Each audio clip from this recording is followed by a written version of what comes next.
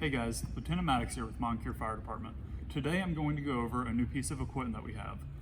We've got new SAM XT Tourniquets. These are replacing our CAT Gen 7 tourniquets. These are very similar and work almost the same way as a CAT tourniquet with a couple of different features. So you'll notice that the strap has holes all throughout, and there's a larger black buckle here on the bottom of the tourniquet. The purpose of this is, after the tourniquet strap has been fed through and you've achieved tension by pulling the end of the strap, 2 tabs will deploy from the inside of that buckle. These lock into the holes and maintain tension on the tourniquet. Once you're ready to remove the tourniquet, you simply lift the buckle and the tabs retract, allowing you to remove it. Another different feature is that these tourniquets have a metal windlass that is secured to the tourniquet with a rivet. And instead of having an internal tensioning band, these tourniquets take tension right here. So you can see that this moves a little bit.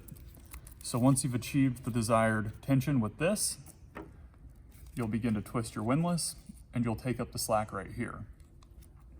Same as the CAT tourniquets, these have 2 small plastic arms that are used to hook the windlass into, as well as a time strap to secure the windlass and mark your time down after you've applied it.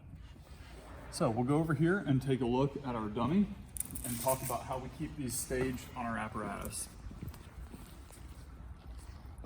When in the medical bags, the tourniquets are staged so they're rapid deployment. You'll simply pull the strap through, hook it back to itself, and leave a large loop. They're then folded together and secured inside of the medical bag.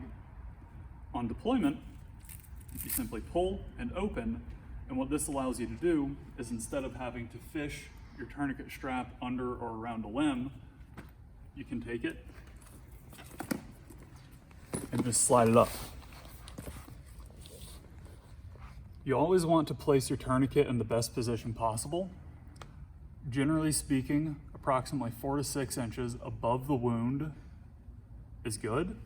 However, if you're in the dark or you can't gain access to the wound for whatever reason, you can always go high and tight. So go up as high as you can and then begin applying your tourniquet. So to apply the tourniquet, you're simply going to position it appropriately, pull until you hear that click, take the tail end, Velcro it back to itself, and then you're going to begin twisting your windlass until the bleeding has stopped.